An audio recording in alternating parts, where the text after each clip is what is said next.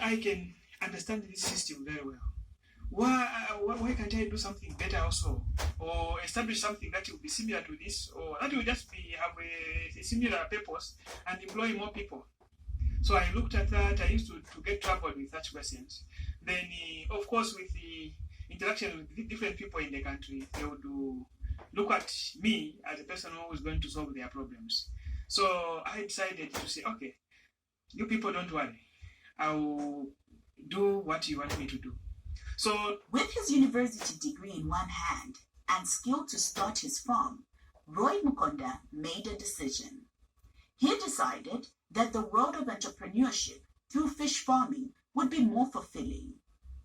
But like any other field, climate change has not spared the Zambian fish farmer. Issues of climate change have raised the attention of various stakeholders, including government. We had the challenge 2019. We started breeding properly, but most of the farmers had no water. So I was thinking, I'm a researcher. I interact with a lot of experts across the world, across Africa, and get the views of what is happening in those countries.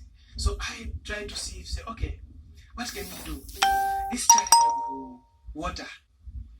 So after doing several literature review and stuff, I came to say, okay, here we need a species of fish that is climate resilient, that is going to survive even when there's a typical or very difficult weather conditions in terms of water, temperatures, harsh temperatures, shortage of water. We need to make sure that we push forward to make sure that the industry grows. So amongst the species that I had to look at was the catfish. The catfish is one of the hardest species. I sourced for parent stock, started the breeding, and I started doing the trainings now to train people on how to culture this fish, to train people on how to process this fish, to train people to understand more of this fish. One may wonder how the two are related. The Detail visited the Ministry of Land's Climate Change Department. The Director, Climate Change, Ephraim Shitima, explained the relationship between fish farming and the current climatic conditions. Climate change, as it relates to aquaculture, is, aquaculture, which is basically fish farming. It depends on water. And what climate change does is that it affects the water cycle. It's either we have too little rain and therefore not adequate water, or we have too much water and you have the flooding, and all those have impacts on climate change. But beyond that, climate change results in the modification of the habitat where the fish is supposed to thrive. There's an increase in temperatures that in itself has an effect on the fish and how productive they can be. In Royd lies a firm believer of the potential which the fish farming industry in Zambia has to contribute to economic development. This is why his focus is on breaking into the international market. This also includes climate-smart methods. Because I want this thing to be done professionally. So we hired an expert from West Africa, came here, he was here for a month, and then we did all the setup with him, and then we started breeding. So he actually left on Thursday after everything was done. So he actually trained my staff to do the breeding of the catfish. Then my staff will continue doing it.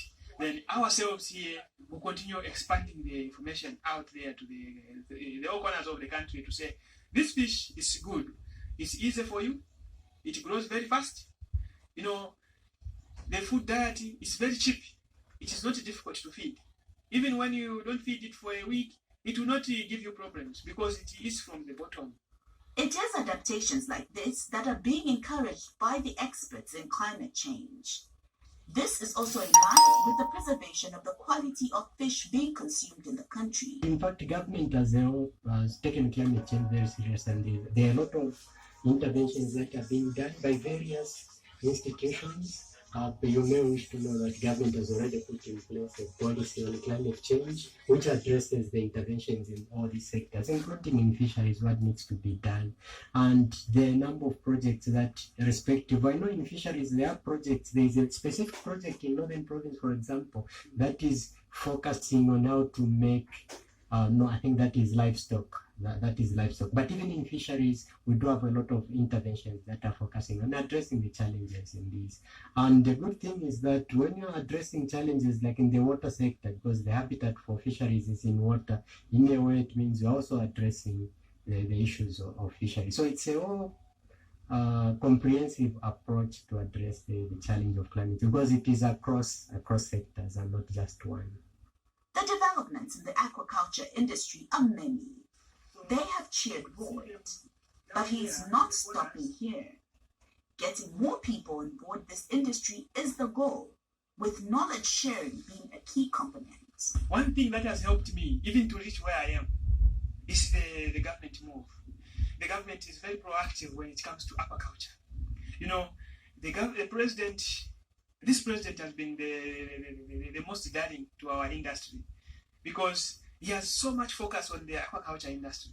He has put more efforts to make sure that the aquaculture industry grows. And this is one thing that has helped us. You know, the government has made pronouncements, he has managed to source for some funds to help this industry grow.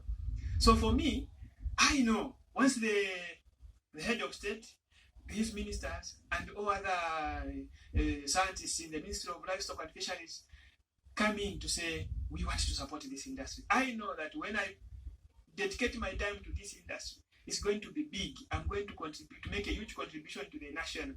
And then you find that tomorrow, this industry will be big, and I'll be proud to say, okay, I contributed to this growth that we are able to see today. Roy Mukonda is an example of how skills can earn people a living. Well, thank you, Chilesho, for that